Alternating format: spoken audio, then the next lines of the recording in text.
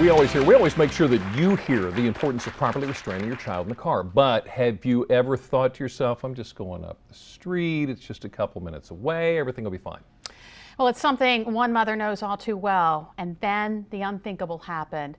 This is a story of 6-year-old Michelle, a little girl whose life has been altered forever, simply because of one poor choice. Throughout life, we'll face moments that define our days ahead. At this point, I'm just dealing with this reality. That tests the strength of the human spirit. We are lucky to be alive. And the resilience that resides in this 6-year-old This is not going to stop her from doing anything. is a testament to that strength. She's my light. A light that's helped them through the dark days they've had since last October. It was very easy for me to rationalize in my head, since we were just going to and from school to the house, that it was okay to let her sit in the front. But when Rachel and her daughter Michelle were in a car wreck on the way to school, She was in the front seat with her seatbelt on. She had come out of the front seat of the seatbelt. in that accident, 6-year-old Michelle sustained a spinal cord injury, paralyzing her from the chest down. What would have happened had she been in the back seat, in a booster seat? Rachel says she still wonders if she could have changed her daughter's life-changing moment. No matter what, even if it's just on your road, I want parents to know you need to have your child properly restrained in a seat for their height and weight. Rachel now raising awareness and advocating for child seat safety, all the while summoning her strength. We have a lot of love. From the young girl My beacon of hope every day. whose days are defined by defying the odds. She can still have a very long, happy, full, amazing life. Michelle is returning to school this week for the first time since the accident. She's a cute little girl. She really is. But it brings the words so true. Expect the best, but plan for the worst. Exactly. Car seat safety is so important.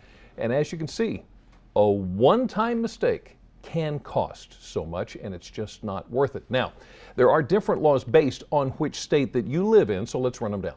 In Delaware, infants and children must be in a car seat up until the age of 8 or until they weigh 65 pounds, whichever comes first. In Maryland, infants and children must be in a car seat until they're at least 8 years old or taller than 4 feet 9 inches. In Virginia, it's until the child turns 8 years old. There's no height or weight requirements. It goes solely on age in Virginia.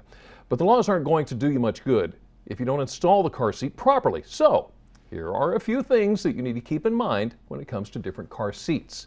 If you're installing an infant car seat, experts say it should be in the middle of the back seat facing rear until the child is 1 year old or weighs 20 pounds.